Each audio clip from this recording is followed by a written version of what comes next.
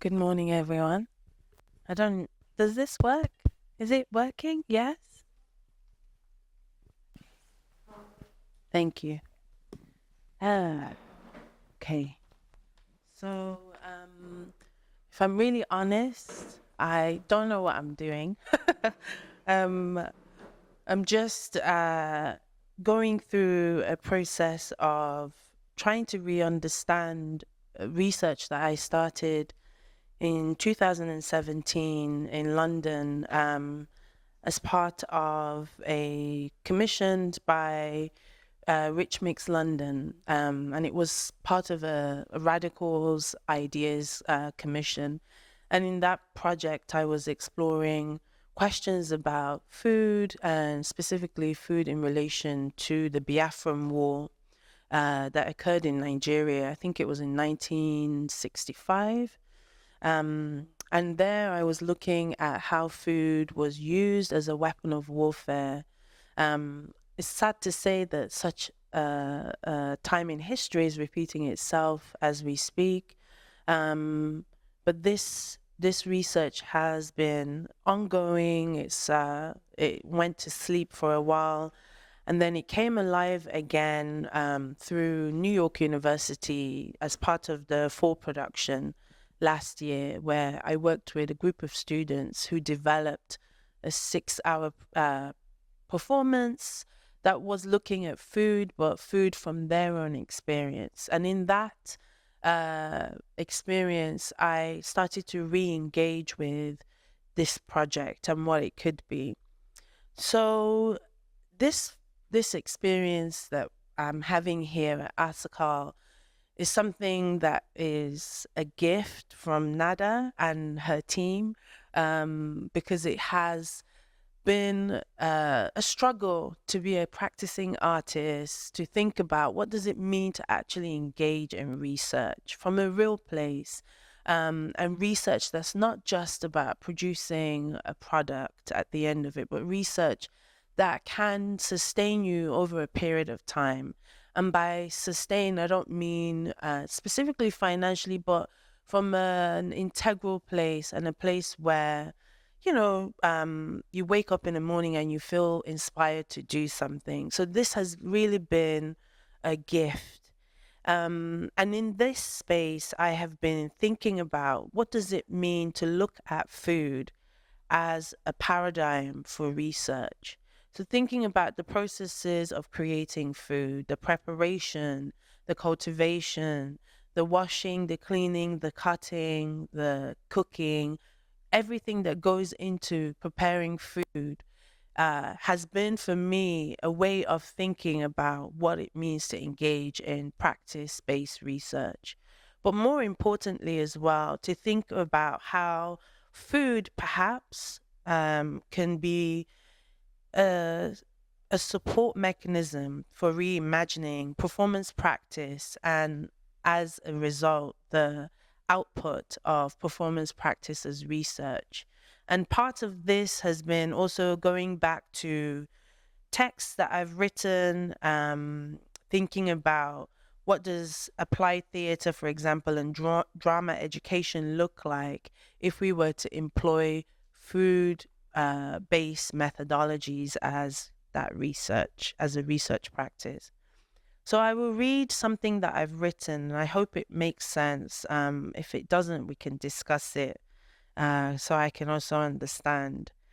Um, so I wrote a journal article, which is ongoing, for the Journal of Applied Theatre and Drama, which thinks about food as a production and a political reimagining of performance, and performance specifically in educational research. And in this, I wrote in a way that I think this space has kind of allowed me to exist, which is through poems and also from an academic standpoint.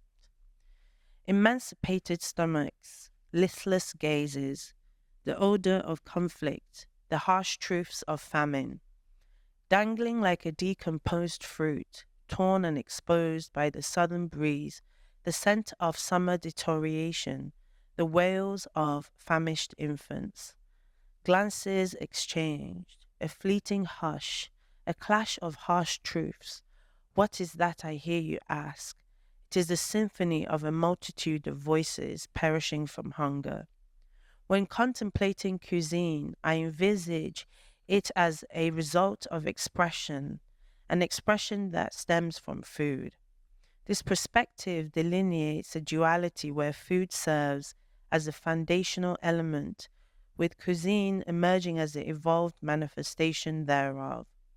Furthermore, cuisine represents a convergence influenced by various factors such as culture, ethnicity, and religious dimensions. However, it is imperative to recognize that the essence of food production and its fundamental existence transcends these delineations. Indeed, the pivotal juncture lies in the acknowledging that cuisine finds its essence and sustenance within the inherent presence of food itself. Without this presence, embodiment of hunger becomes a dance between the internal and external faculties of bodily existence. So, going beyond flavor that captivates my plate, such as the delightful jollof rice, there lies an enchanting symphony of spices intertwining with the comforting embrace of golden rice droplets. From rice and beans to the succulent chicken and beef, the pleasure derived from food often conceals the struggles faced by many. For me, food holds a timeless significance as both a symbol of power and a tool of resistance. Thinking about what we're witnessing in this day and age, thinking about how food is still being used as a weapon of warfare, contemplating the realities of war and the whispers of conflict. The utilization of food as a weapon of mass destruction comes to mind. And in this, I see starvation as a means of enslavement, even though nourishment could be seen as a source of empowerment. Every morsel does carry its weight. Grazing upon the soil, I am reminded of its secrets, the blood that nurtured the land, giving rise to the meat and the vegetables that sustain us. As I reflect on my own upbringing in Nigeria and the intersection of this with my British identity, the memories of toiling under the scorching sun alongside my grandfather and mother, preparing the land for cultivation, remains vivid. Despite the laborious efforts invested, there were instances where the land did not yield or the yield failed to materialize. This very stark reality has significantly influenced my perception of education and its application. This contemplation leads me to examine the notion of performance, particularly within the context of education, wherein traditional Western approaches often prioritizes predetermined methodologies and outcomes akin to structured narratives in theater production. In this, I find myself drawn to a more abstract and fluid conception of performance, one that mirrors the unpredictable nature of life itself, and the idea that one might cultivate the land, but the land may never yield what is expected. Therefore, in this exploration, I am confronted with questions of identity, cultural identity, socio-economic disparities. Using food, my aim is to bring these questions to the foreground, especially concerning access to food resource.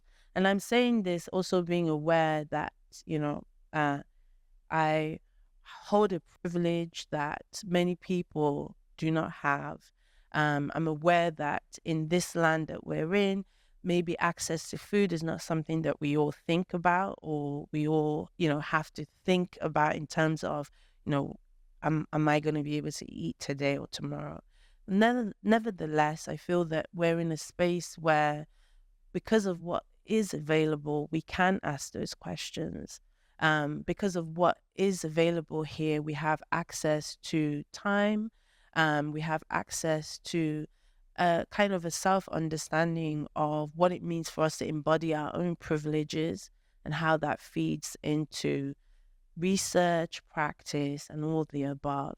So, while I've been here at Asakal, I've been going through a process, a stream of thoughts about food, just going back to questions about what memories do I have of food? What memories, there's certain aspects, certain foods remind me of. And I've been trying to really document it through this. I don't know, I don't think it's poetic, but it might be. Some of it is poetic, some of it is literally just me writing down things that I remember, both from my upbringing in Nigeria and from my experiences in the UK. And in going back into my own sort of lived experience, I kind of realized that in some ways it's okay to exist between two different identities. It's okay to be proud of my Nigerian identity, but also of my British identity, because I think perhaps food is the only thing, for me anyways, that captures the value of these two spaces. So I invite you all to take some time and just as much as possible read what you can. I have some questions here which I have laid out. Please do take one, and then when you come back, we'll have a discussion about what you think.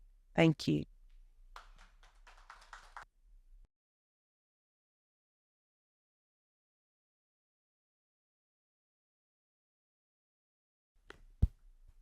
It's working. So this is kind of this, I guess this session is more of a discussion between us.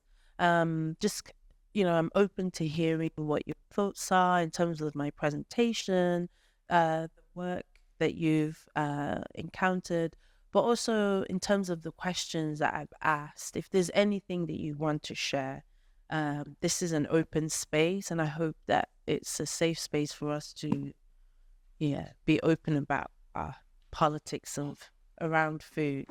I'm happy to play like, oh, okay, Nada's going to give. Okay. So, anyone want to kick off? Yeah.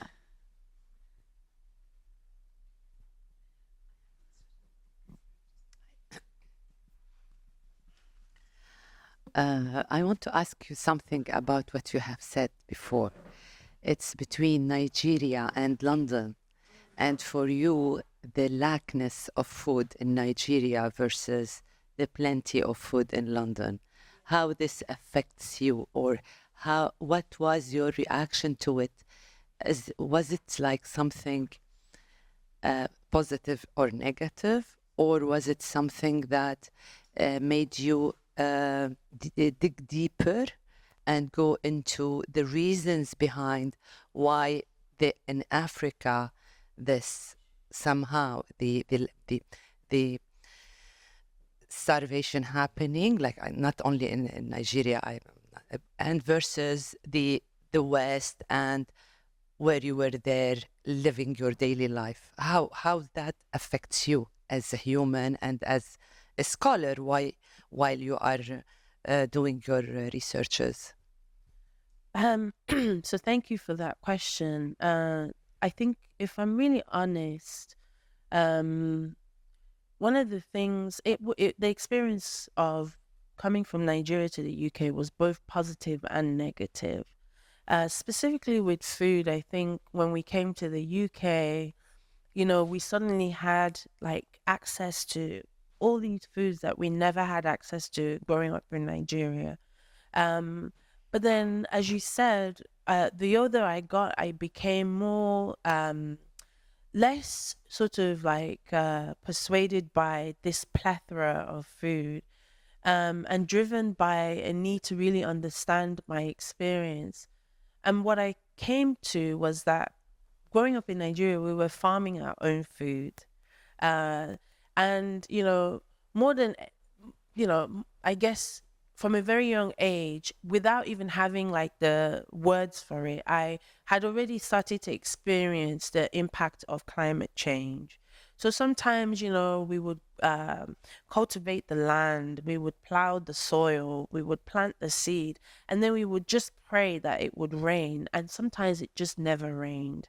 And so all the seed would die. And then the negotiation that would come between my parents and my grandparents as to what processes they needed to take in order to get funds to buy food from the market became something that was, uh, communal. So we witnessed a lot of that. In the UK, we had access to lots of food, but the food quality was poor. So things like, for the first time as children growing up in the UK, conversations around our weight, our health, what our bodies look like or not look like, became very, very like real. And so these experiences also changed my understanding of what we encountered in Nigeria. And I realized that actually we were also very privileged in Nigeria because we had access to land. We could grow our own food.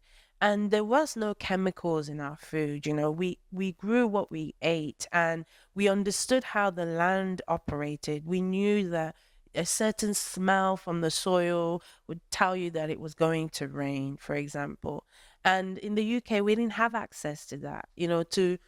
Uh, I always think about my conversation with my friends in London, and it's always like they always say, I've just spent, I don't know, a silly amount of money like paying for an allotment, in like Hackney Wick or something.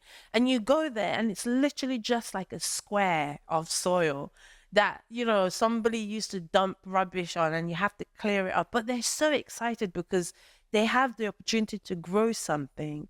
And then, there's that negotiation of, I work full time and I have to find time to go to the allotment and, do all of these things. So, in many ways, the experience was both positive and negative. But I think, coming to the UK gave me a language for that experience. And it gave me a set of methodologies to really think about what did I actually go through, what I envisaged as being, lacking in Nigeria was actually a privilege. It was just that at the time, as kids, and in truth, if you're starving, you're starving. You can't fantasize that experience. There's no like, oh, it's because I'm an artist and I'm doing a performance. There's none of that. It's I'm hungry and I need to eat. But then, and at the same time, it's a reality for many people. So yeah, thank you for the question.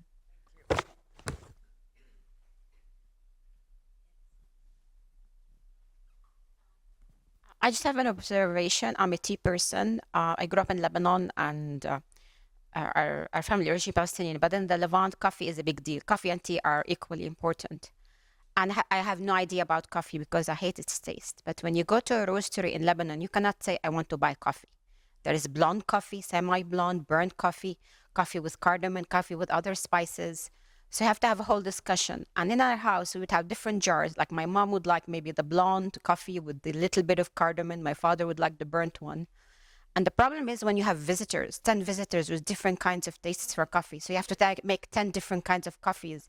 And on top of that, it's not just buying it, making it. Because some people like it with the foamy face on top. Some people don't like the foam. Some prefer the dregs. And you have to remember everything. It's like having to remember the characteristic of each person. The coffee reflects the character. It's a very complicated process, and you had to concentrate because if you make a burnt coffee for someone who likes blonde coffee, they will not drink it. And the sugar, like medium sugar, little sugar. So it's so complex and complicated. Maybe that's why I don't like drinking coffee. For me, tea is very simple. Tea bag, sugar, that's it. So it's even more complicated than going for cappuccino, latte, almond milk, soya milk, just you have to remember blonde coffee with cardamom, but not the spice, with the foam on top, not much dregs.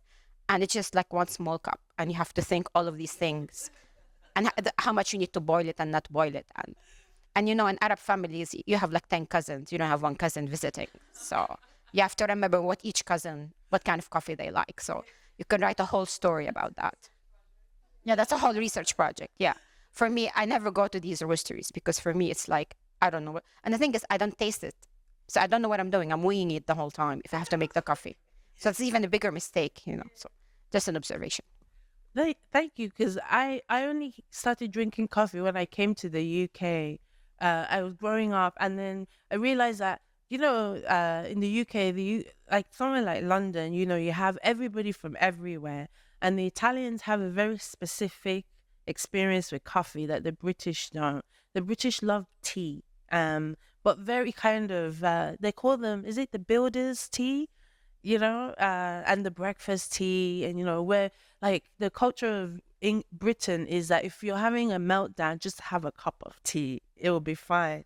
But then many of us drink coffee because we literally need to stay awake, and until I came to the UAE, actually, I didn't realize how the cultural significance of coffee here in the Arab world, and it's a different experience to how I view coffee in the UK. In the UK, I view coffee as, oh, I need to like get past this morning, or I just need to not talk to anyone and need to get on this train and get to work, and then pretend like I care. And everything is like, the smell, the emotions, everything. And then tea is more like, okay, if I need to have like a counseling session or have a moment, I'll just drink tea. Something about tea is really warming.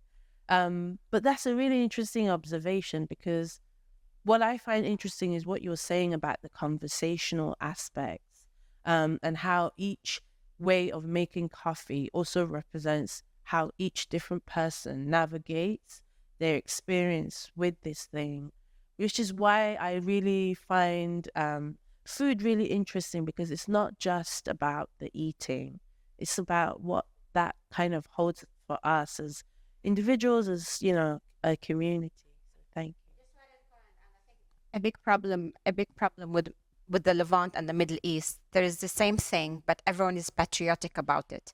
In Greece, it's Greek coffee. In Turkey, it's Turkish coffee. In Lebanon, it's Lebanese coffee. Gulf coffee is a bit different. It is lighter with more spices. It doesn't have as much dregs. But if you go to Greece and ask for Turkish coffee, they kick you out of the restaurant, although you're asking for exactly the same thing you're going to have in Turkey. Same thing when it comes to kunafe. If you can have whole discussion who made kunafe, or so it becomes even like a patriotic kind of thing when you talk about food. It's not just about your taste. It's like how patriotic you are about your food. Although it's the same dish, same ingredients.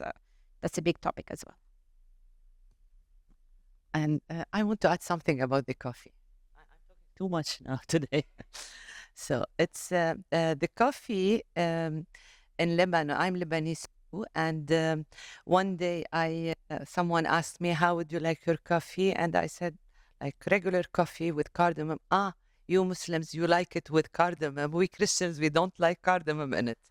So it reflects, yes, the society in Lebanon, how it is divided, and how it is not one society due to our sectarianism. Politicized. Everything is politicized in Lebanon. Also, yes, you need to take notes. We are so special. We have a proverb, we have a quote in Lebanon, that rice will never be Christian, and الرز ما بيأسلم الرز ما بيتنصرن والكبة ما بتأسلم. Like rice never will become Christian, and the kibbeh will never become Muslim. So that means the Muslims, they do beautiful rice, and the Christians does beautiful kibbeh. So this is for us. This is for you. The raw meat with the burghul.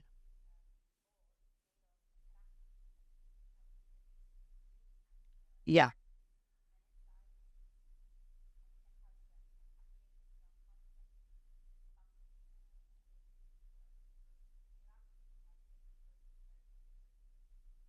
Yeah.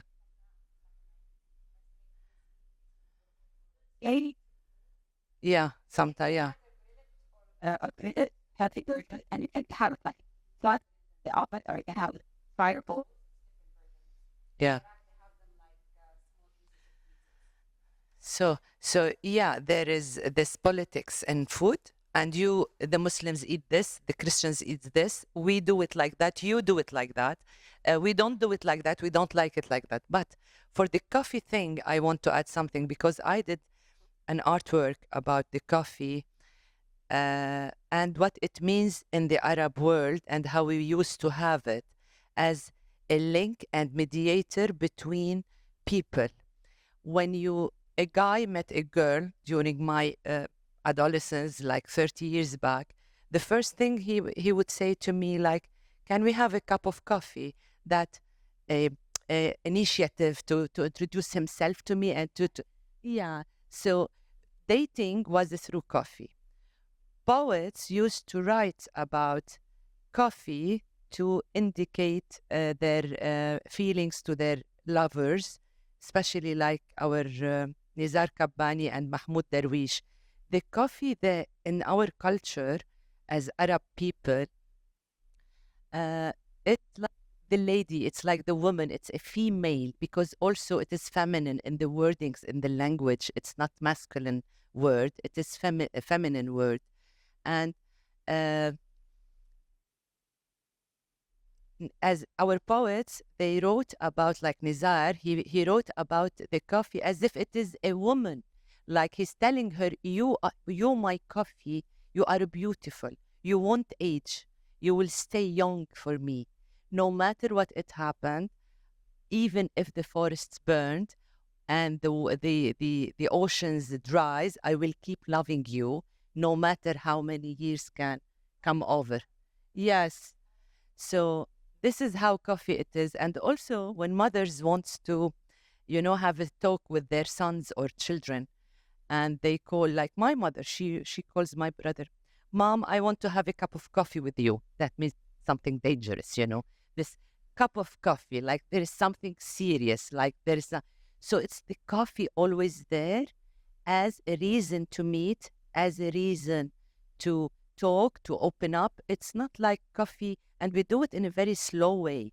We don't, the way she said, my colleague here, we go to the roaster, we ask for it, how we like it, we have plenty of criteria for it, and then we do it in a pot over the oven. It is a slow process to make it. And then we read the cup as well. When we finish our coffee, we turn it from the top to bottom and we look at it and we read it and we read the signs and the lines in it.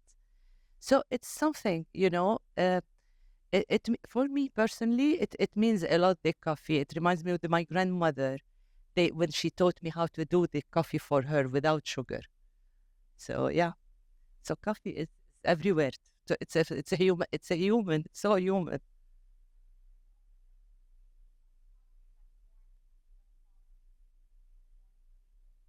Yeah. That's part of the tradition. That's how they socialize, reading the. That's a part of the integral of the society.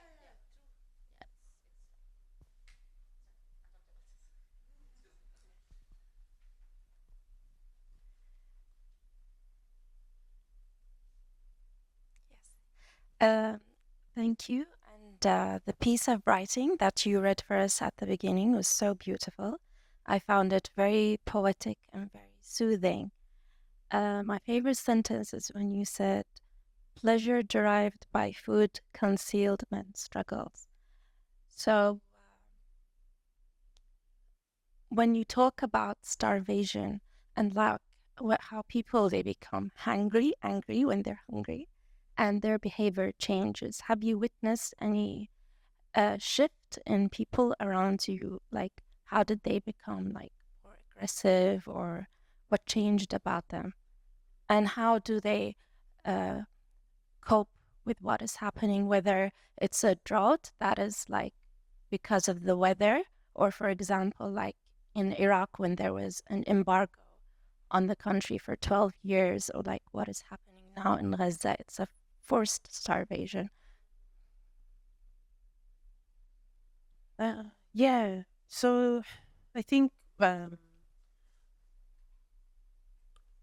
guess I mean I didn't read everything that I had written, but in the article that I wrote, I talk about the differences between choosing to starve as a process of, I think Muslims during Ramadan, you fast. For Christians, we also fast as well. But the fasting that many Christians do is not as it doesn't hold the same. Well, it holds value, but it's at times as a way of starving the flesh, um, a way of getting closer to God, letting go of your ego. So I talk about these sort of like intersections with denying yourself of food as a way of becoming, if you want to use the word, enlightened, or being able to kind of hear clearly and understanding what capabilities your body holds in order to be able to go past that point of starvation and still kind of remain. And then I also talk about the starvation that came from, similarly to what we talked about, the experience of, going to the farm with my grandfather and mother and planting seeds that never grow, and then, the realities of that. I think one vivid experience that I have and I remember very clearly is, there were times when there was a specific, it's a type of potato that we have that used to grow a lot around where we lived in Nigeria. But the thing with this root vegetable was that it looked normal, and when you cut into it, it has like a yellow flesh, smells very sweet, and it's very sweet, but what it does is it causes your body to itch. So that was like a point in our lives where whenever there was no other way of eating, there was no access to food, we would go and get those potatoes. And, like it was like there was always like a ritual around that process as well. I always remember like my grandfather would be like, oh, here we go, because it would be like, consistent itching for hours. But you would need, it was something where it marked the lowest point of, we're really hungry, we don't know how to get food, we don't have any money to get food, but we have this thing that is going to cause us to itch, but we need to eat it. So that was always like a significant marker of what starvation would bring. I mean, in the UK, people get angry over basic things like the weather is not nice. So whenever they're hungry, it's like the added, how do I say it? It's the tip of the iceberg. Um, exactly. But I feel like the British are always cranky. No, I'm joking. But like, we're not always, I don't think we're always cranky, but I think the British have a dark humor that sometimes is very hard to tell, whether somebody is angry because they're hungry. I'd say that children are a perfect example of what hunger could lead to. It's nonstop rage. But so, and I have experience with that. But yeah, I think, yeah, starvation is both is one that's, it's often forced, as we know, but it's also, it has another way, it has another method. Like, people choose to starve their flesh by not eating food, as a way of, giving space for the spirits, or God, to speak clearly. So I think starvation has two roles. Thank you.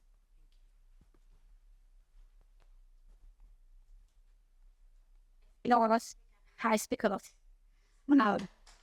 How about to comment about patriarchal society? I visited Yemen, and in Yemen, the cash crop is cut, which is this something they bought from Ethiopia. This leaf that they chew, and they store it here. Actually, in Arabic, they call it khazan, takhzin, basically meaning storage. And everywhere you go, men have it, and sometimes women do it not openly because they're not allowed to. But Yemen is a very water scarce country, and khat absorbs a lot of water. And because it's such a patriarchal society, like even women, if they have access to land, they cannot grow vegetables. The men will go and grow the khat because it's their pastime, their hobby. It'll bring them money. So if it wasn't a patriarchal society, I don't think they would put aside the politics and the wars. Just as a society, they would prefer to plant khat, which absorbs a lot of water in a very water scarce country, rather than grow vegetables to feed their family. So for me, I look at it as sometimes a patriarchal control of the food system. Like the women want to feed their children, but they can't because their husbands are taking the land to grow khat. It's a societal problem, not even a political problem. Yeah, and it also is intrinsic to the Igbo culture as well, which is where I'm from in Nigeria, where even my dad as well, like my mother would wake up very early in the morning, take like the little products that, produce that grew, take it to the market to sell. And my dad would chew tobacco as well. And, as kids, you don't think about it. But when I think of it now, I ask myself, well, where did you get the money to buy tobacco? And not just the one that he could chew, but the one that they snuff. Because there's, smoking, for example, in the Igbo culture is not something that people practice, but they have different ways of consuming tobacco, and it's usually men that would do that. But then you would think, if there was an issue with getting access to funds to buy food, why would you spend it on tobacco? Because again, it goes back to what you said. Yeah, exactly. Yes. Khat is more important than growing vegetable for the Actually, lived a lot of it. And one absorbs so much water, and Yemen is very water scarce country, even more water scarce than the other Gulf countries. And it's very tragic when you see it, on the streets. Okay. Most of the time, I believe that food is more than to the answer of the hunger. For example, in our ceremonies, we consume a specific food for each ceremony. And exactly as you mentioned, in my country, I came from Iran, most of the time food is considered as a political sign or symbol. For example, a few years ago, one of the government men has been killed, and the protests consider the whole accident and situation as a kind of food named kotlet. Kotlet is a kind of food. It's a mix of meat and onions, which will be fried. And someone has been in prison because of the kotlet name and the whole trends he started on Twitter. Yeah. Kotlet. Yeah. Let's ask, what is about the like how this be The accident that has happened was an explosion, and in Kotlet we make the meat as small as possible. Yeah, and that's why they call that guy Kotlet. It means that he explode as a kotlet, but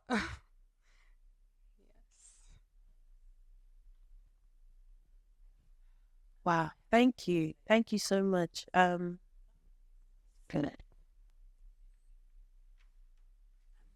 you so much. I'm really struck by the theatricality and the kind of provocations about performance that you shared. And I'm really interested, especially being an artist here from the UK and being married to a British Iranian and bringing up a child at British, Iranian, Irish table. And I'm just interested about your kind of ways into performance. And I loved what you said about the West being so obsessed with like product and outcomes, and definitely like the permissions as an artist in a region like this to be able to be slower and to question process and the work be the process itself and be untamed about that. And it made me think a lot reading your amazing work, like of the musicality of it.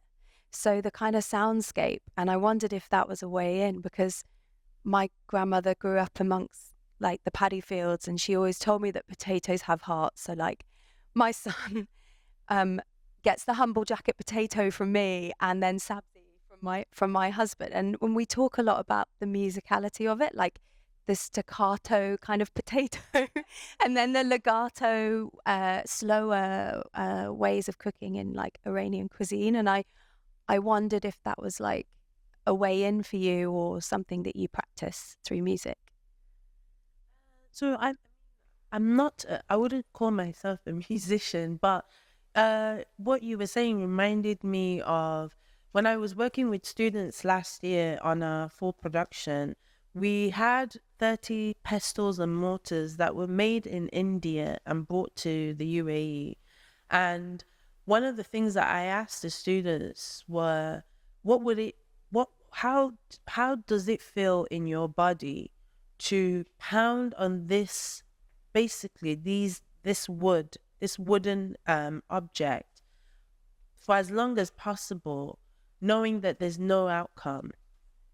What happens to you? And many of them were talking about the sound, and what the sound was doing, and how at first it was just a noise, but then, the sound started to vibrate into their bodies, and the vibration caused them to remember things. And so actually the process of pounding became something much more, because the sound enabled them to remember things. And so I think when I make performance, particularly with food, because I think it's easy to waste food as quote unquote as a performance material, I always think about food as a person, similar to what you were saying. What does this person require? What is this person asking of me? So sometimes I will work with pounded yam, which is just yam. Yam is like a root vegetable that grows in Nigeria, most of West Africa and the Caribbean, and I think in India as well. But we use it by pounding it until it takes, like, it looks like mashed potato, but it's not used as mashed potato. They use it, we normally use it to eat soup. So I always ask myself, okay, what does the pounded yam ask me to do? Like, what is it asking of me? What is it requiring of me? And how do I learn something about this food, this person, by working with it in a more integral way? And sometimes it is through sound. Yeah, and the physicality of that as well. And I think like food that's made with love, or food that's like with the privilege of being able to have food, but in the UK certainly it's like, let's get the food and eat the food. Like, and then it tastes very different when the food is a ritual or it has a physicality behind it. So the Irish had, they have had histories. Mm-hmm.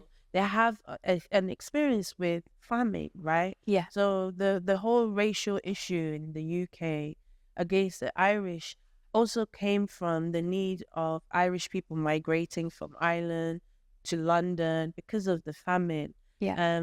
So it's in many ways, I think there are synergies that we bring that is linked to food, that also then relate to migration and shared frequencies. Yes, yeah. Exactly. That's so cool. Exactly. Thank you. Thank you. Thank you everyone so much for listening to me, and for also being so open and sharing. I hope that, if you do want to share anything about the questions asked, feel free to write it down or to share it with me or Shama or anybody. I'm really privileged to be here, and I really thank Nada and the team. So thank you so much.